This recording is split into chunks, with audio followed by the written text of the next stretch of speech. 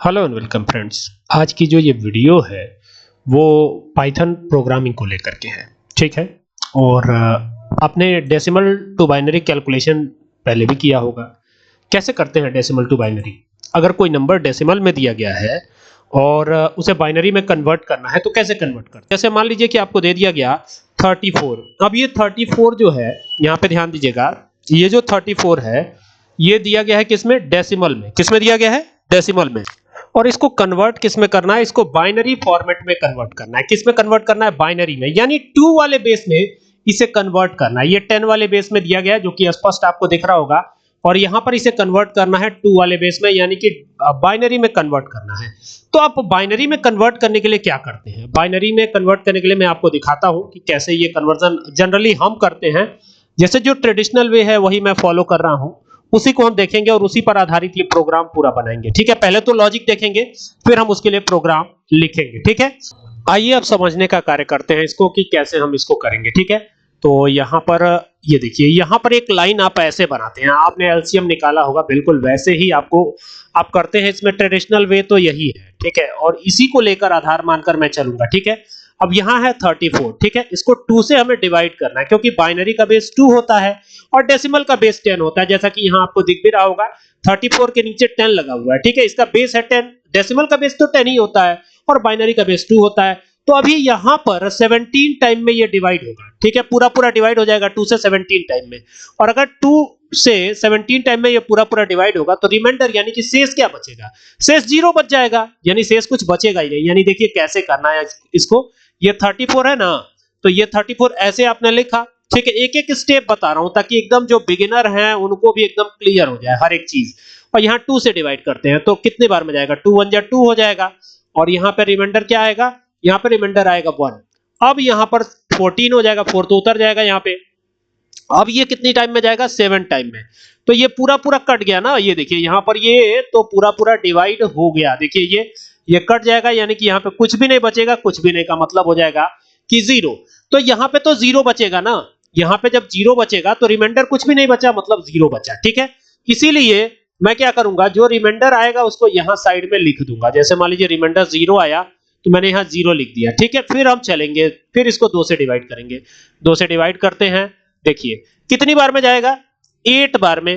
2 8 जा 16 होता है, तो यहाँ 8 बार में जाएगा ये।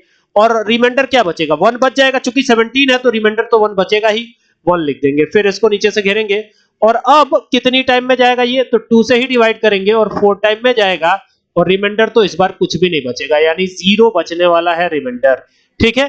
फिर यहाँ पर डिवाइड करेंगे, मतलब ये डिवाइड कब तक करेंगे? देखिए कब तक मैं कर रहा हूं डिवाइड, इसको फिर 2 से डिवाइड करता हूं। फिर 2 टाइम में डिवाइड होगा, रिमाइंडर फिर यहाँ पे क्या बचेगा? 0 ही बचेगा, क्योंकि पूरा पूरा कट गया तो रिमाइंडर तो 0 ही बच जाएगा। Okay, now move on to the next step. अब देखिए यहाँ पर अब 2 को फिर 2 से डिवाइड करेंगे तो ये तो 1 टाइम में डिवाइड होगा ना, तो यहाँ पर ये 2 को अगर 2 से डिवाइड करना है तो 1 टाइम में डिवाइड होगा और पूरा पूरा कट जाएगा, रिमाइंडर तो 0 ही बचेगा, ठीक है। अब देखिएगा जरा, ये जो 1 बचा है इसको लेकर के और यहां तक आपको आना है। यानी आंसर कैसे लिखेंगे? 1, फिर यहां पे 0, फिर यहां पे 0, फिर यहां पे 0, और फिर यहां पे 1, और फिर यहां पे 0। यही तो आंसर आएगा ना। अब मैं इसको जरा 1 मिनट, और नीचे बेस जरूर लगाइएगा, अगर बेस नहीं लगाएंगे तो ये आपका आंसर जो गलत हो जाएगा। तो ये बाइनरी में कन्वर्ट हुआ, ठीक है। अब इसको मैं जरा मिनिमाइज करता हूं, ठीक है, ध्यान दीजिएगा, इसको मैं मिनिमाइज करता हूं। इसी को हमें प्रोग्राम में इंप्लीमेंट करना है, ठीक है, प्रोग्राम में इंप्लीमेंट करना है इसी चीज को। तो आइए अब चलते हैं, VS कोड ओपन कर लेते हैं, या पाइथन की ट्रेडिशनल आइडियली भी आप ओपन कर सकते हैं। चलिए हम इस बार जो है आइडियली ही ओपन कर लेते हैं। तो ये आइडियली ओपन कर लिया, ठीक है। बहुत लोगों को ये कंफ्यूजन हो जाती है कि सर आप तो VS कोड पे कर रहे हैं, मेरा तो ट्रेडिशनल आइडियली है, तो कैसे होगा? तो चलिए ट्रेडिशनल आइडियली पे ही कर लेते हैं, ये आ गए। अच्छा, एक चीज और ध्यान दीजिएगा, यहां पर ये जो प्रोग्राम हम बनाएंगे ना, ये जो प्रोग्राम हम बनाएंगे, इस पे जो मैं कोड लिखने वाला हूं, उसमें एक चीज बहुत ध्यान से ये समझिएगा कि जो भी हम प्रोग्राम लिखने जा रहे हैं, ठीक है, इसको हम फंक्शन के मदद से भी बना सकते हैं। फंक्शन के बारे में हमने पहले भी डिस्कस किया हुआ है, तो एक क्यों ना फंक्शन बना लिया जाए। तो डेफ लिखेंगे फंक्शन बनाने के लिए। भाई फंक्शन बनाने के लिए हमेशा डेफ लिखते हैं। अब कई बार सवाल ये होता है कि डेफ आप कैपिटल में लिख रहे हैं, तो कैपिटल में डेफ नहीं लिखा जाएगा, ये कोई कीवर्ड नहीं होता है। पाइथन में डेफ एक कीवर्ड होता है और ये हमेशा स्मॉल में ही लिखना है आपको। और फंक्शन किस नाम से बनाएंगे, क्योंकि हम डेसिमल से बाइनरी में कन्वर्ट कर रहे हैं, तो क्यों ना डेसिमल और अंडरस्कोर टू अंडरस्कोर बाइनरी इसी नाम से फंक्शन बना लिया जाए। तो यही हमारे फंक्शन का नाम है। ब्रैकेट को ओपन किया और ओपन करके इसमें एक वेरिएबल पास करेंगे डेसिमल नंबर, ये एक और हमने इसमें वेरिएबल बना दिया और इसी के अंदर इसको रख दिया, ठीक है। और चूंकि फंक्शन बनता है तो कॉलन लगाते हैं ना, तो कॉलन लगा दिया। अब जैसे नीचे आएंगे तो यहाँ इफ एल्स की कंडीशन देंगे, तो यहाँ लिखेंगे, क्या लिखेंगे, लिखेंगे इफ डेसिमल नंबर, वही डेसिमल नंबर ही दिया है ना, वहां पे देखिए डेसिमल नंबर है, तो यहाँ पे लिखेंगे इफ डेसिमल नंबर ऐसे, ठीक है।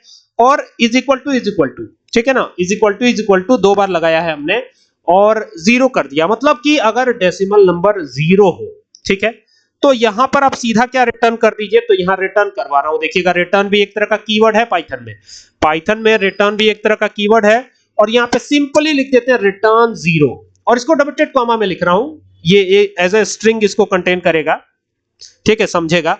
और यहां पर एक और वेरिएबल बाइनरी नाम से, तो ये बाइनरी लिखा हमने और बाइनरी में क्या करेंगे, यहां पे खाली जगह प्रिंट करा देंगे, ऐसे ही इसको छोड़ देते हैं, ठीक है। अब यहां लूप लगाएंगे, व्हाइल लूप, ये लगा दिया व्हाइल लूप।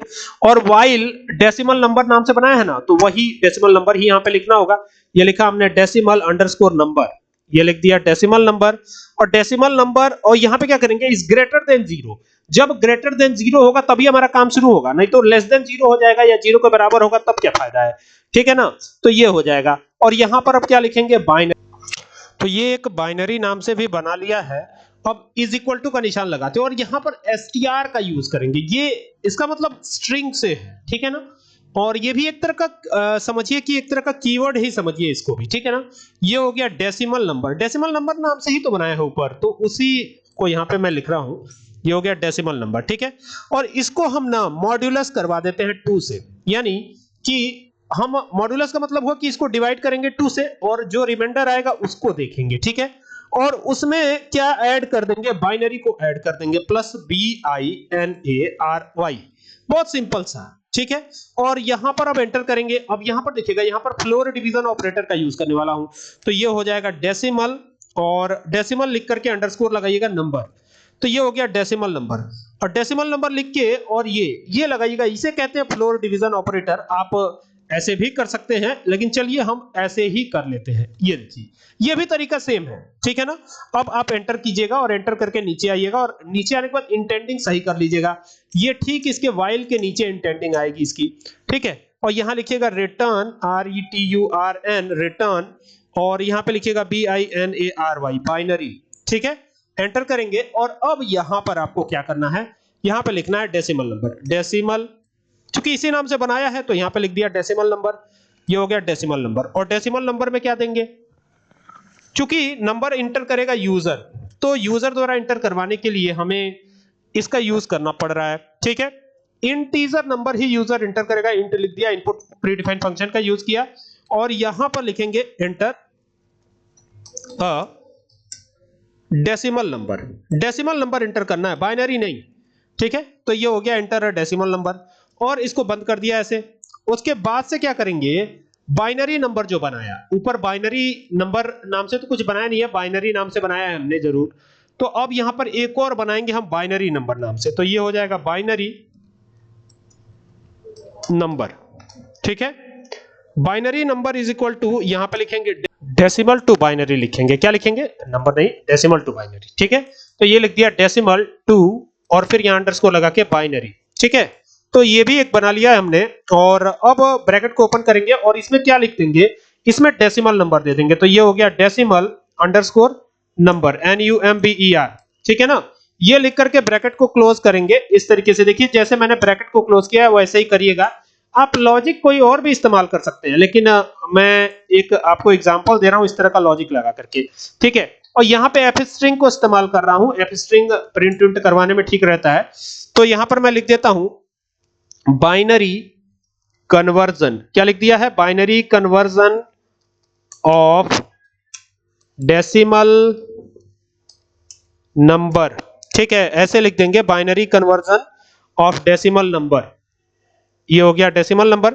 और ये दे करके क्या करेंगे, ये दे करके, और चूंकि एफ स्ट्रिंग बना रहा हूं तो यहां पर जो है एक कर्ली ब्रेसेस लगाएंगे और इसके अंदर लिख देंगे बाइनरी नंबर। ऊपर बाइनरी नंबर नाम से ही बनाया है तो आप देख सकते हैं, तो यहां पर हमने लिख दिया है बाइनरी नंबर। इस तरीके से ये लिख दिया बाइनरी नंबर, और इस कर्ली ब्रेसेस को क्लोज करेंगे, देन डबल डॉट कॉमा को क्लोज करेंगे और इस ब्रैकेट को क्लोज करेंगे। तो ये काम हो गया।